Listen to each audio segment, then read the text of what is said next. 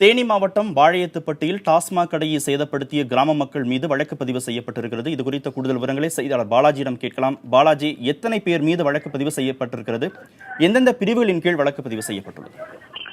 கார்த்திகேயன் பார்த்தோம்னா நேற்று அதாவது கடந்த 3 நாட்களுக்கு முன்பு ஒரு மாணவன் சைக்கிள் செல்லும் போது எதிரே போதையில் எதிரே வந்த நபர் மோதினால் அந்த மாணவன் சிகிச்சை 3 நாள் மருத்துவமனை சிகிச்சை பின்னர் உயிரிழந்தான்.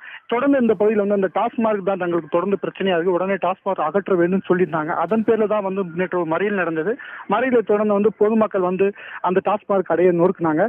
இதுல பாத்தீங்கன்னா கிட்டத்தட்ட 35 நபர்கள் மீது அரசு சொத்தை சேதப்படுத்தி, அதாவது பாத்தீங்கன்னா டாஸ்மார்க்கை அடித்து நொறுக்கிய தொடர்பாக தற்போது காவல்துறை வழக்கு பதிவு செஞ்சிருக்காங்க. கார்த்திகேயன், அதிகாரிகள் தரப்பில் இது தொடர்பாக என்னென்ன சொல்லப்பட்டிருக்கிறது?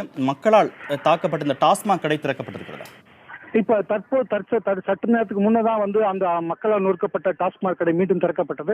இது குறித்தாக இதுக்கு ஒரு நேரத்துக்கு முன்னாடி நம்ம டாஸ்மாக் அதிகாரிகள் தொடர்ந்து தொடர்பு கொண்டோம். அதுக்கான அவர்கள் சரியான பதில் விளக்கம் அளிக்கல.